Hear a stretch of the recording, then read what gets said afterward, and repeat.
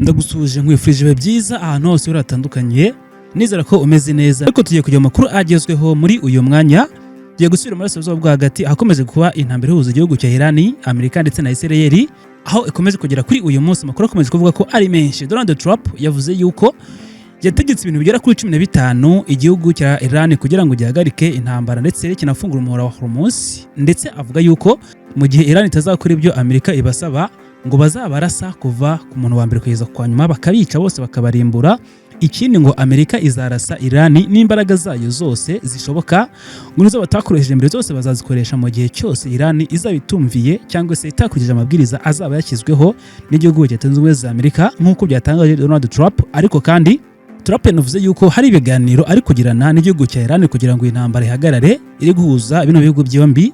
Akivuga ibyo, Iran ihise ihakana ayo makuru irayanyomoza ivuga yuko nta biganiro na bikeya Amerika yizigirana n'igihugu cya Iran. Bikomeza kuba byagaragara nk'aho ari ikintu kitari cyiza ku ruhande rumwe cyangwa se urundi. Mu by'ukuri byakomeje kuba bibi cyane rero, ndetse kandi Trump avuga yuko hazakorwa ibishoboka byose kugeza umuhora Hormuz ufungurwa.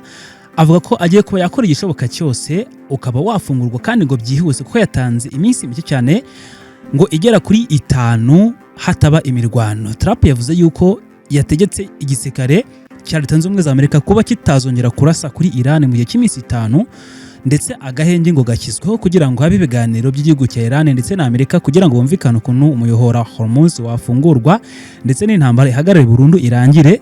Ndetse ashimangira yuko ibi ngibi biba mu minsi 5 ngo byihuse kandi bigomba kwihutishwa byanze bikunze, nk'uko Trump yabigarutseho mu kiganiro n'itangazamakuru. Yatangaje kandi amagambo menshi cyane yerekeye n'urugamba ndetse n'aho rwerekeza na byinshi yatangaje. Trump kandi yavuze yuko asubitse ibitero ku nganda z'ingufu za nucleaire nyuma y'ibiganiro bifite umusaruro biri kuba igihugu cya Iran. Donald Trump yavuze yuko habaye ibiganiro bitandukanye kandi bitanga umusaruro ku bisubizo byaba hirya no hino, cyane cyane ngo igisubizo cyuzuye ku makimbirane yo mu Burasirazuba bwo hagati ndetse n'icyatumye intambara ihagarara ndetse ikanarangira burundu. Trump yavuze yuko agiye gusubika ibitero byose, haba ibyo ku butaka no mu kirere n'ibindi byose bishoboka ku gihugu cya Iran, ndetse n'ibitero byose byo ku bigo by'ingufu ndetse n'ibikorwa remezo by'ingufu za nucleaire ndetse no muri Iran. Ibi ngibi ngo bikazakorwa mu gihe cy'iminsi 5 nta muntu urasa, ndetse Amerika itari kurasa ku gihugu cya Iran. Mu butumwa yashyize ku rubuga rwa Truth Social, Donald Trump ubutumwa bwanditswe mu nyuguti nkuru aragaragaza agira ati: nishimiye cyane kumenyesha yuko Leta Zunze Ubumwe za Amerika n'igihugu cya Iran baganiriye ibiganiro byiza kandi bitanga umusaruro mu minsi 2 ishize. Ati ni ibiganiro bigamije kugukemura ibibazo burundu. Ati imirwano yacu mu Burasirazuba bwo hagati ikaba yahagarara burundu dukurikije imiterere ndetse n'imvugo biri mu biganiro byimbitse. Ati birarambuye kandi birubaka. Ati izakomeza kandi ibyumweru byose iyi ntambara igeraho yarangira. Trump yungamo ati nategetse Minisitiri w'Intambara gusubika ibikorwa byose ndetse n'ibitero byose kuri Iran, ibikorwa bya gisirikare, ibikorwa n'ibitero bya gisirikare ku nganda z'amashanyarazi kuri Iran ndetse n'ibikorwa remezo by'ingufu mu gihe cy'iminsi 5. Ati ibi byose biri kubagendewe ku ntsinzi y'inama n'ibiganiro bikomeje n'ibitumviye icyo turimo tuvuga.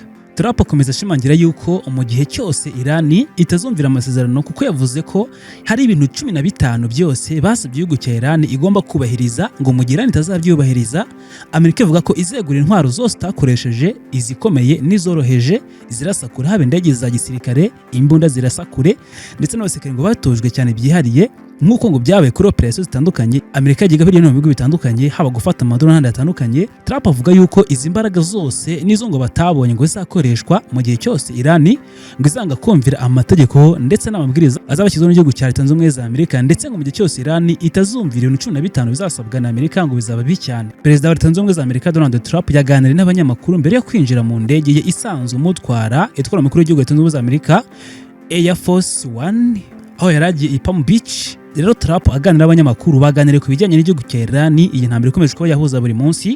Mu kiganiro cya Trump yagize ati ibintu nibigenda neza amaherezo tuzakemura iki kibazo.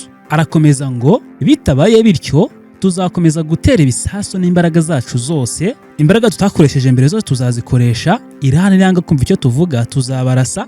Imbaraga zacu zose nka Amerika tuzazikoresha kugira ngo duhabye umwanzi ndetse turase Iran mu gihe izaba itumviye icyo tuvuga. Nibwo yavuze ngo tuzakoresha imbaraga zacu zose dufite hanyuma turase Iran. Bwana Donald Trump kandi yavuze yuko ibiganiro na Iran niba bigenda neza umuhora Hormuz uzafungurwa vuba cyane kandi ibiciro bya peteroli bizakomeza kumanuka vuba kandi byihuse ngo bikamanuka isi yose ikagira amahoro ndetse bigahenduruka byihuse. Perezida wa Amerika Donald Trump yavuze ko nyuma y'uko abategetsi bakomeye muri Iran bose bishwe ngo byari nkaho ubutegetsi buhindutse burundu batangiye gushyashya mu gihugu cya Iran kandi ko kugeza ubu ngubu arimo kuganira n'abantu bashyizweho ndetse kandi avuga yuko ngo bashyira mu gaciro ngo icyo bifuza ngo n'ukuntu byagenda neza bikajya mu mujyo. Trump kandi avuga yuko afite ibintu byera kuri 15 byose asaba igihugu cya Iran, harimo nuko Iran itagomba kugira intwaro za nucleaire n'ibindi byinshi bitandukanye. Naho ku bijyanye n'abantu bazaba bafite ububasha ku muhora wa Hormuz nyuma y'amasezerano ya Iran yavuze yuko bizaba ari ubufatanye ndetse kandi abajijwe abaribo bazaba bari kugenzura umuhora wa Hormuz avuga yuko ati wenda nije na Ayatollah. Mu busesenguzi bw'aho ngo bavuze bati ahari wenda Amerika ku bufatanye n'igihugu cya Iran bose bazagenzura uyu muhora nta n'umwe uhejweho. Perezida wa Amerika kandi yakomeje atangaza yuko ari ibiganiro bikomeje kuba byaba hagati y'igihugu cya Iran byo kugira ngo intambara yagarare ndetse n'umuhora wa Hormuz ufungurwe bigende neza nk'uko byakabaye. Gusa nyuma y'amagambo ya Trump avuga ko ari ibiganiro biri kugenda neza igihugu cya Iran, Minisitiri w'Ububanyi n'Amahanga w'igihugu cya Iran yahakanye ayo makuru, ahakana yuko hari ibiganiro hagati y'igihugu cya Iran ndetse n'igihugu cya Leta Zunze Ubumwe za Amerika. Minisitiri w'Ububanyi n'Amahanga w'igihugu cya Iran yasobanuye mu itangazo yuko agira ati turahakana ibyo Perezida wa Amerika Donald Trump avuga. Ati byavuze ku bijyanye n'ibiganiro biri kuba hagati y'igihugu cya Leta Zunze Ubumwe za Amerika na Repubulika yacu ya Kisilamu nta bihari ndabihakanye. Amakuru yavuzwe na KCB News, itangazamakuru ryahurigira riti ubufatanye na BBC muri Amerika. Minisitiri w'Ububanyi n'Amahanga yongeyeho ati Repubulika ya Kisilamu ya Iran irakomeje kugenda ku bitekerezo byayo byo kwanga ibiganiro ibyo ari byo byose mbere y'uko intego za Iran muri iyi ntambara bigerwaho. Trump kandi yavuze yuko asubitse ibitero ku nganda z'ingufu za nucleaire nyuma y'ibiganiro bifite umusaruro biri kuba igihugu cya Iran. Donald Trump yavuze yuko habaye ibiganiro bitandukanye kandi bitanga umusaruro ku bisubizo byaba hirya no hino, cyane cyane ngo igisubizo cyuzuye ku makimbirane yo mu burasirazuba bwo hagati ndetse n'icyatuma intambara ihagarara ndetse ikanarangira burundu. Trump yavuze yuko agiye gusubika ibitero byose haba ibyo ku butaka no mu kirere n'ibindi byose bishoboka ku gihugu cya Iran ndetse n'ibitero byose byo ku bigo by'ingufu ndetse n'ibikorwa remezo by'ingufu za nucleaire ndetse no muri Iran. Ibi ngibi ngo bikazakorwa mu gihe cy'iminsi 5 nta muntu urasa ndetse Amerika itari kurasa ku gihugu cya Iran. Mu butumwa yashyize ku rubuga rwa Truth Social, Donald Trump ubutumwa bwanditswe mu nyuguti nkuru aragaragaza agira ati nishimiye cyane kumenyesha yuko Leta Zunze Ubumwe za Amerika n'igihugu cya Iran baganiriye ibiganiro byiza kandi bitanga umusaruro mu minsi 2 ishize. Ati ni ibiganiro bigamije kugukemura ibibazo burundu. Ati imirwano yacu mu burasirazuba bwo hagati ikaba yahagarara burundu dukurikije imiterere ndetse n'imvugo biri mu biganiro byimbitse. Ati birarambuye kandi birubaka. Ati izakomeza kandi ibyumweru byose iyi ntambara igeraho yarangira. Trump yungamo ati nategetse Minisitiri w'Intambara gusubika ibikorwa byose ndetse n'ibitero byose kuri Iran, ibikorwa bya gisirikare, ibikorwa n'ibitero bya gisirikare ku nganda z'amashanyarazi kuri Iran ndetse n'ibikorwa remezo by'ingufu mu gihe cy'iminsi 5. Ati ibi byose biri kubagendewe ku ntsinzi y'inama n'ibiganiro bikomeje. Murakoze cyane kuri iyi ngingo. Perezida Donald J. Trump mu butumwa yanditse ku rubuga rwa Truth Social avuga yuko ibiganiro biri kugenda neza, gusa ariko Iran yahise ihakana aya makuru yuko bari kuganira ndetse bari kugirana ibiganiro. Rero mwebwe mwese mwakoze kwa natwe muri aya makuru ageze kuri aka kanya kuri channel yitwa Imboni TV. Ngewe nitwa Ajab Umarashi. Imana ibarinde, ibiganiro byacu birakomeza. Jabless. Imboni TV, imboni ya rubanda.